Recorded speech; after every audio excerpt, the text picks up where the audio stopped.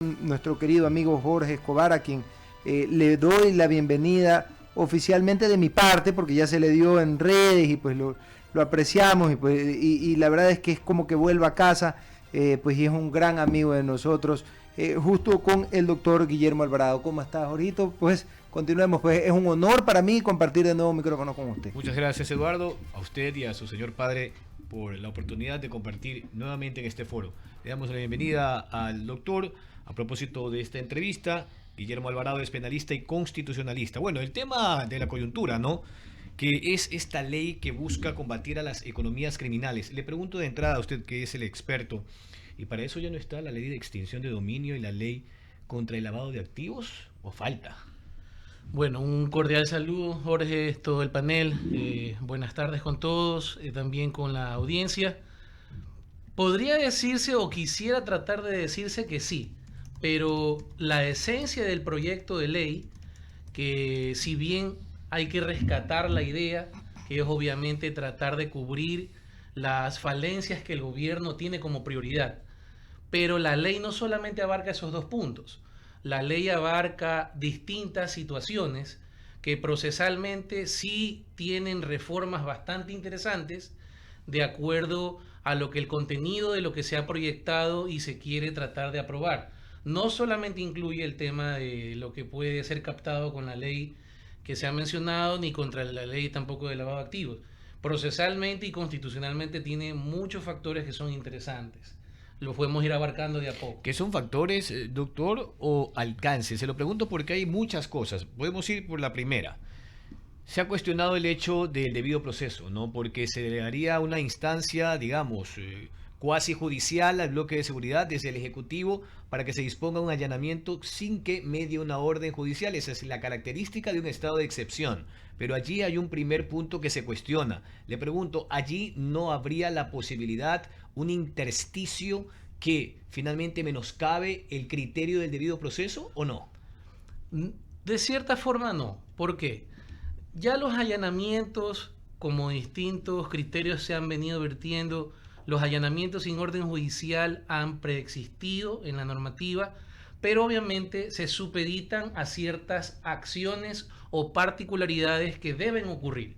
Lo que ocurre con esta norma o con la intención del proyecto de ley es que dentro de lo que la ley encuadre como grupo armado, a esos grupos armados, en la acción de esos grupos armados, se permita la acción de las Fuerzas Armadas o de la policía o de lo que el bloque de seguridad permita en estos allanamientos. ¿Qué te dice el proyecto? El proyecto, aparte de decirte que puedo allanar o inmiscuir en la propiedad de estos grupos armados en estos operativos, no solamente que te dice que pueden darse al lugar, sino que también van a estar controlados en efecto posterior dentro de 24 horas posteriores a manos de los jueces especializados contra el tema de las unidades contra el crimen. Tanto allanamientos como órdenes de detención. Así es. La ley estipula en uno de sus artículos que el control de estos allanamientos o del tema de las detenciones van a estar supeditadas de forma posterior para controlar que en efecto se hayan cumplido los parámetros de denominarse grupos armados. Pero ese es el criterio que ya está en el Código Orgánico Integral Penal, usted lo sabe, las 24 horas para investigaciones, si es que hay ya elementos de convicción o un nexo causal que permita avanzar a una audiencia de formulación de cargos o de flagrancia, eso está ya en el Código Orgánico Integral Penal. ¿Cuál es la diferencia? El marco normativo, o rescatando la esencia de este cuerpo normativo, es que en primer lugar crean una nueva terminología para el campo de acción. El tema de grupo armado no se encontraba en la ley, no estaba en nuestro cuerpo normativo. A raíz de que yo incluyo grupo armado, la ley me dice, tengo distintos tipos de grupos armados. Luego de que estos tipos de grupos armados preexisten en este cuerpo, en este proyecto, yo te puedo indicar, tengo acciones especiales para este tipo de grupos armados. Inclusive te voy a dar jueces y fiscales especializados en este tipo de acciones. Pasa por una etiqueta entonces, pues. Pasa por una etiqueta y obviamente una gran reforma al Código Integral Penal. Bien, continúa Michelle. la entrevista, Michelle, por favor. Doctor, muchísimas gracias por estar con nosotros. Yo tengo una pregunta acerca del COIP que a mí básicamente me genera una un disconfort como tal. ¿Por qué dentro del COIP solamente se estipula como tal, no el fraude como un delito conexo al crimen organizado, que es el lavado de activos, y solamente se toma en consideración la estafa? Es básicamente yo genero, por ejemplo, una cuestión de compra y pago y no te puedo pagar, entonces te termine estafando como tal. ¿Por qué el fraude no está dentro del COIP? El fraude, desde que enfoquémoslo en qué aspecto para ser más particular. Más que todo dentro del lavado de activos, porque cuando yo he preguntado con colegas que son penalistas, siempre les digo, dentro del COIP hay como tal fraude y no aparece. O sea, me parece un poco contraintuitivo, tomando en consideración que el Ecuador tiene tantos problemas de crimen organizado y solamente hay un delito que es la estafa. ¿Por qué no se puede la estafa como tal, que es una mentira económica, se lo podría también interpretar como fraude y simplemente generar este mecanismo jurídico para inclusive poder ejecutar las leyes de extinción de dominio con más rapidez? A ver, interesante perspectiva. Primero que todo, si hablamos en fraude o estafa, en este proyecto de ley no lo menciona ni abarca este tipo de acciones, primero. Segundo, el tema particular con la estafa es que la naturaleza de la estafa parte de que exista como tal un perjuicio patrimonial en base a que exista mentiras o que existan engaños o hechos falsos que se demuestren a lo largo del proceso. En el fraude como tal, nuestra legislación, nuestra normativa lo ha tratado de derivar o lo ha tratado de especificar en distintos aspectos económicos comerciales. No solamente tengo el tema de la estafa dentro de ese perjuicio patrimonial, porque también puedo hablar de un abuso de confianza de pronto. O puedo enfocarme en la defraudación tributaria, porque la defraudación tributaria tiene distintos parámetros que se pueden enfocar en el tema del fraude hacia el lavado de activo, para producir el tema lavado, o para las personas que no han podido probar que su patrimonio se ha incrementado de forma justificada. Tenemos el enriquecimiento no justificado de forma privada, y ese es otro tipo de acciones o normas que se intentan regular o que intentan regular el patrimonio. Pero hay situaciones particulares, inclusive hasta específicas, porque existe hasta el enriquecimiento ilícito para funcionarios públicos específicamente. Pero el fraude como tal, el legislador no lo ha querido enfocar, quizás por la división de materia en la que cada tipo penal engloba su especialidad. Pero este cuerpo de norma que tenemos actualmente no menciona absolutamente nada enfocado a eso, y lo que me preocupa es que se presenta como un proyecto de ley económica urgente. Y no tiene Y eso. no tiene absolutamente nada desde un aspecto de unidad de materia. Perfecto. Leo. Sí, justamente, y continuando con aquello, hay voces de constitucionalistas que plantean de que puede que pase la ley en la Asamblea por los votos que va a tener, pero constitucionalmente la Corte lo va a tirar abajo. Le pregunto, doctor, usted que también es experto en la parte constitucional, si un cuerpo legal nace con esa dolencia que no tiene esa unidad, o sea, ¿cómo pueden pasarlo como los legisladores, los asambleístas, por más que se consiga un bloque de 77 votos para aprobarla?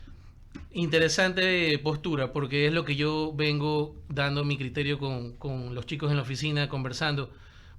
Primero que la norma, nuestra ley de la función legislativa determina que este tipo de leyes especiales de carácter urgente económica pueden ser planteadas por el Ejecutivo. Pero la ley te dice que tienen que cubrir un parámetro especial que se llama política económica. La política económica son acciones y decisiones del gobierno que van dentro del ámbito económico.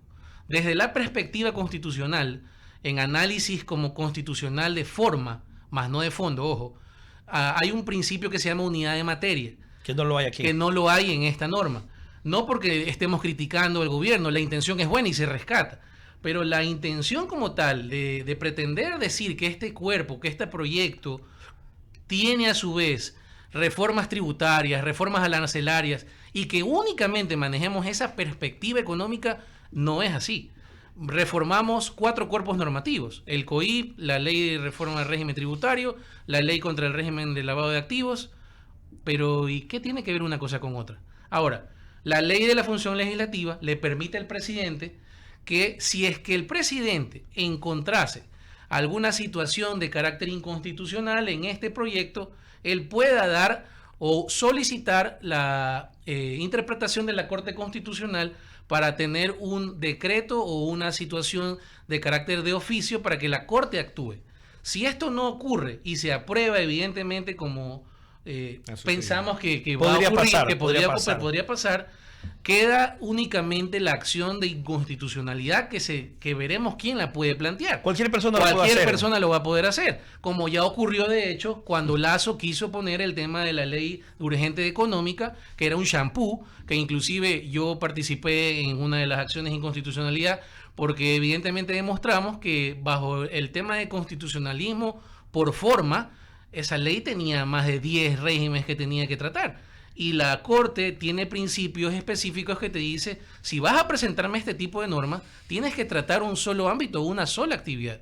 Y bajo esta perspectiva, se intuye, como muchos constitucionalistas ya se han podido anticipar, que bajo una demanda de inconstitucionalidad puede hacer que la Corte pida que se reforme o que se obstruyan algunos artículos de lo que se quiere plantear. Ok. Eduardo Mendoza Estrada, tiene más inquietudes. Muchas gracias, Leonidas. Doctor Guillermo Alvarado, estamos con Guillermo Alvarado en el diálogo de la tarde, pues estamos hablando de derecho penal y derecho constitucional al mismo tiempo. Doctor, hablemos uno de los temas principales, que es el tema del uso progresivo de la fuerza, que prácticamente está eliminándose dentro de este nuevo proyecto de ley. ¿Qué tan constitucional es la aplicabilidad del mismo? Porque a mí me llama mucho la atención, porque lo primero que se establece dentro de la Constitución son medidas para el mismo uso progresivo de la fuerza y está dentro de la misma Constitución. Que en cuanto a eso, podría llegar a ser constitucional, porque aquí este proyecto de ley lo que nos dice al final es que es el uso de la fuerza, no el uso progresivo como tal. O sea, nos deja en un hueco jurídico medio complejo. Cuéntenos un poco.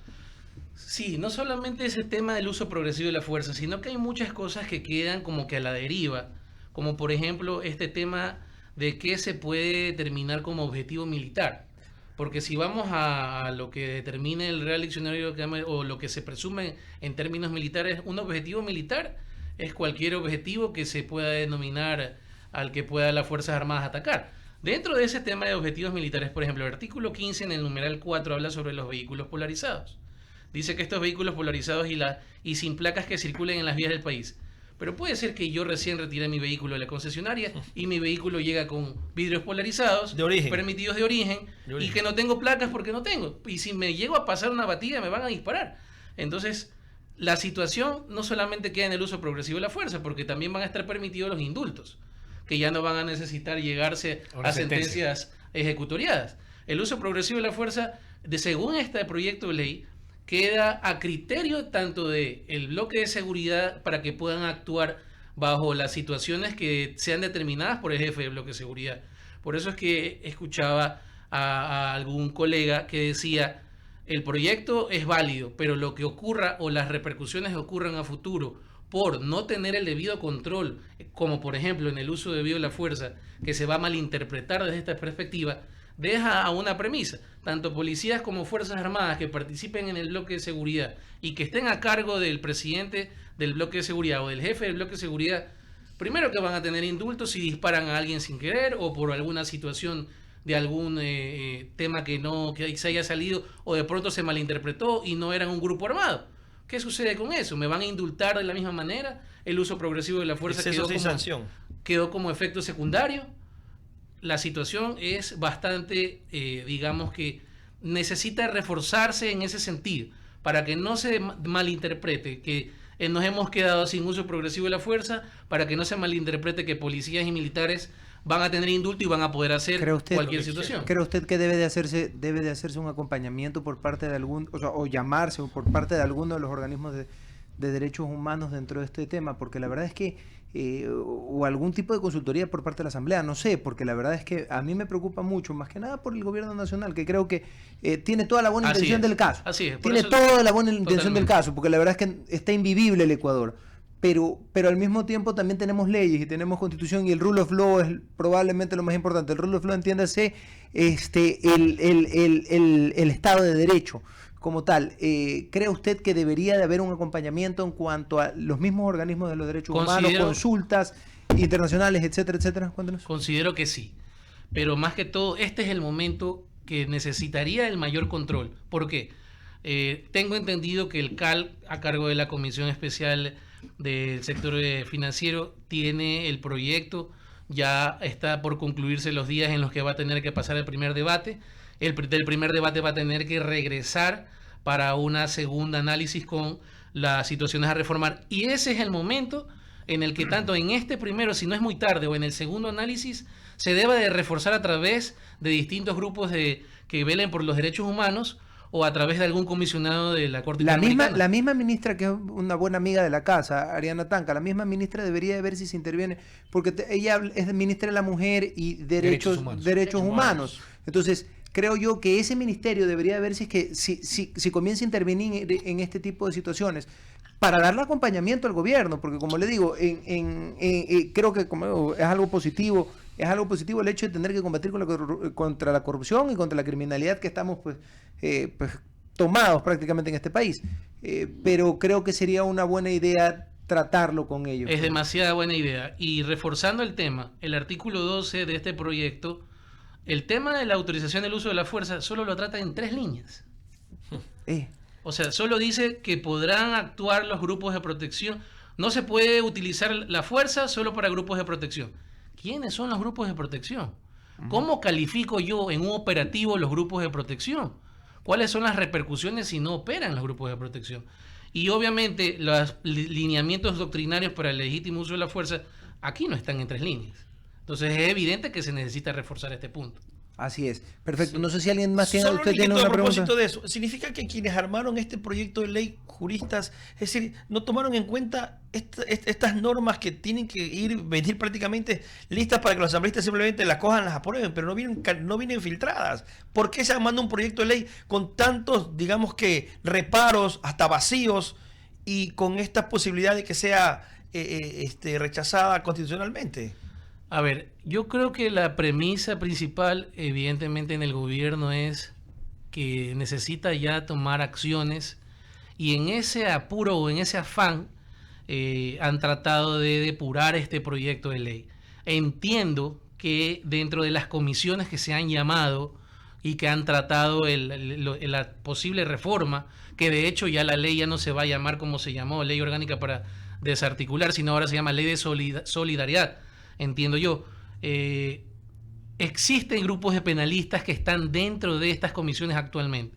El asunto es que quizás, quiero pensar que por el afán y la premura, y porque evidentemente nos desangramos internamente, el gobierno trató o se pasaron estas omisiones, pero hay obviamente una ponderación que siempre debe de tener como premisa principal que no se vulneren derechos. Pero en el segundo debate se puede cambiar todo eso con todas las se excepciones que se hagan y puede pasar. Por eso le digo, Eduardo, es el momento en el que se necesita reforzar. O se necesitaría para reforzar. Para eso, como le digo, para ese es el acompañamiento y la sugerencia para el gobierno, si que nos están escuchando. Porque como le digo, yo creo que Ariana Tanca es una persona muy capaz, y ella puede, y desde el ministerio, para eso sirve, para eso debería estar, para eso está, de hecho, porque le puede dar un acompañamiento al tema, porque es un tema donde te tienes que proteger. Déjeme decirle algo, el gobierno al día de hoy creo que puede haber cometido muchos errores, pero tiene una buena voluntad, como le digo, de querer por lo menos evitar que se siga ganando fuerza el AMPA, y adicional a eso, creo yo que para eso están las instituciones.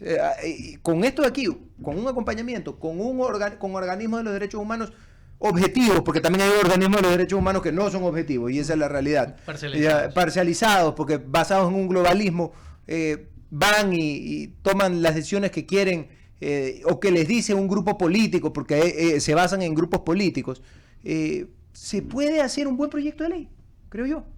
Yo creo lo mismo. El asunto es que como la misma ley de función legislativa te permite hasta 30 días en este tipo de proyectos de ley, tienes 2 accesos a presentarte ante la comisión especial, es el momento de poder plantear las reformas y evitar posibles vulneraciones, porque evidentemente no hay nadie más que quien esté en la práctica te puede decir, ok, estas falencias pueden ocurrir. Ahora, lo que me preocupa es que después de la promulgación y la aprobación de la ley, van a tener 90 días para correr con concursos de jueces y fiscales especializados. y hay concursos de jueces aún todavía pendientes. No se completa. Entonces, ¿quiénes van a juzgar? ¿Y cómo le van a pagar al juez? ¿Cómo les van a pagar ¿Cómo le van a a pagar estos a los nuevos jueces? elementos? Una de mis preocupaciones en el país es cómo le van a pagar a los jueces y a los funcionarios. O sea, ¿Dónde porque van tenemos- a participar estos jueces y fiscal? ¿Se van a concentrar solo en Quito como los jueces anticorrupción? Serán sin rostro, ¿no? Podrán ser sin rostro. No lo sabemos, no dice nada. Dice que el reglamento tendrá que velar por aquello, pero 90 días es correr. O sea, se supone entonces que ya tenemos armado el pleno del Consejo. Tampoco lo tienen. ¿Qué dice la Está en manos criminóloga? del Consejo de Participación. ¿Qué dice la criminóloga? Cuéntenos. Deme su opinión.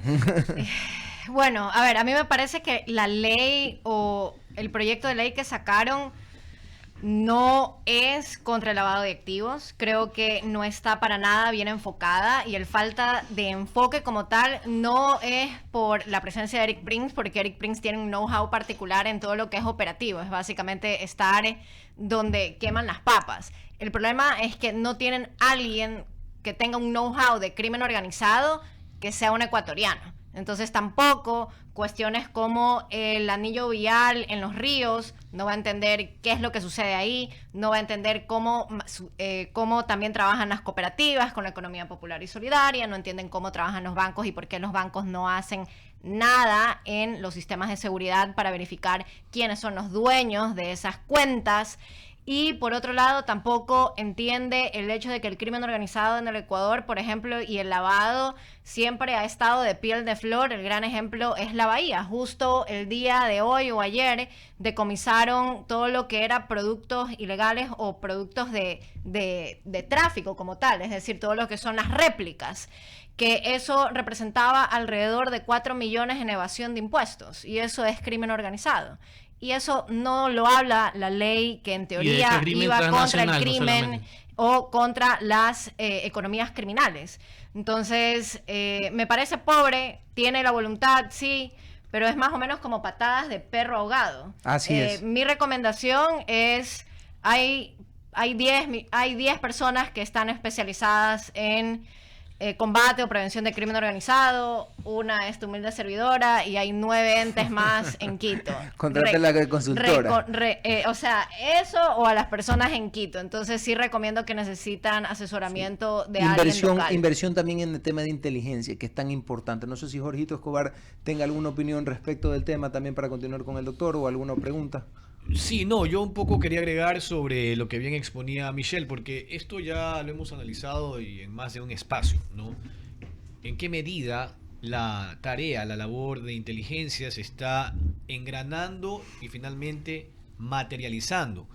Se entiende que hay una instancia que es el CIES, ¿no? El Sistema de Inteligencia, el Sistema Integral de Inteligencia Estratégica, ya, pero no sabemos si es que al final en ese espacio hay o no una interacción entre las instancias competentes, que va desde la Unidad de Lucha contra el Lavado de Activos de Fiscalía, el SRI, la Super de Bancos, la Super de Compañías, también todas las instancias vinculadas a la UAFE, por ejemplo. No sabemos si en la práctica eso se está articulando. ¿Hay o no allí un trabajo intersectorial? No se articulan, de entrada ya les digo. No Insisto, se articulan. ¿hay o no allí un tamiz? Porque no se olviden que hace unos 5 o 6 meses, si no me equivoco, detuvieron a un funcionario de la UAFE implicado en lavado de delitos. activos. Entonces, por allí como que las cosas están de cabeza, ¿no? Así es. La verdad es que nos deja perplejos el tema. Y bueno, pues terminando y continuando con el doctor, porque ya tenemos que irnos ya mismo al corte con Wendy Quinde. Y es, doctor, yo quisiera que nos diga justamente su última opinión rápidamente sobre lo que va a venir, porque es importante que la gente tenga claro que va a venir algo, o sea, vamos a tener que aprobar o va a pasar por el Ministerio de la Ley.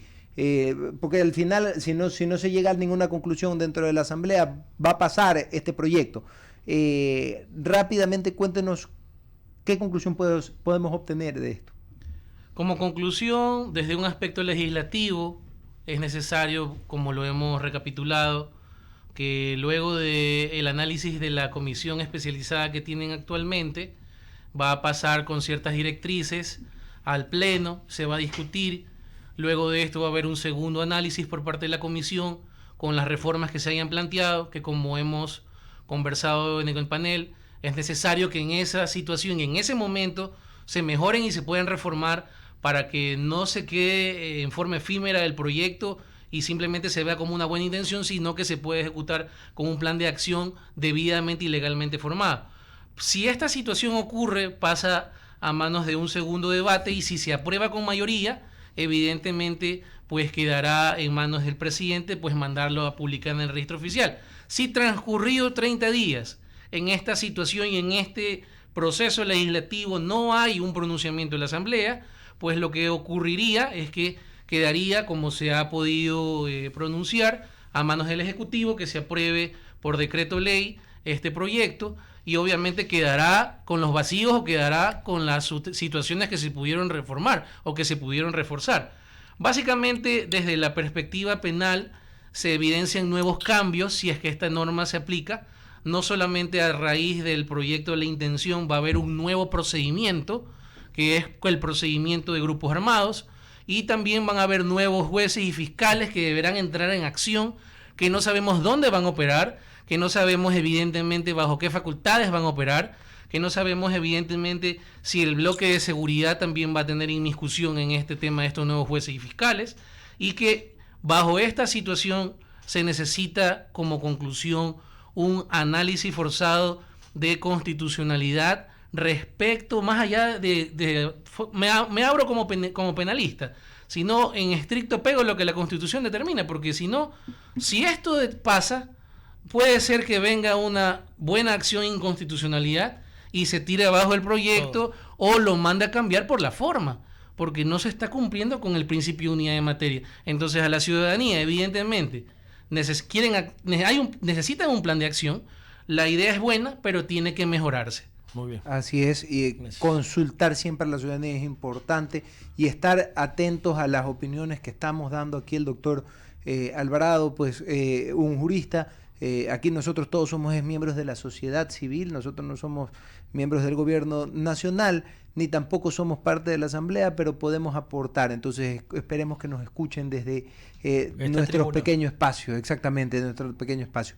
Agradecerle, doctor. No, muchas gracias a ustedes, un saludo para toda la gente en el estudio y para toda su audiencia como tal. Muchas gracias por la invitación. Perfecto. Radio y teleaudiencia, así es, somos Radio I99 98.9 FM. Estamos en el diálogo de la tarde, ya le vamos a dar el espacio a Wendy Quinde, pero no sin antes decirle, pues estamos junto con Jorgito Escobar.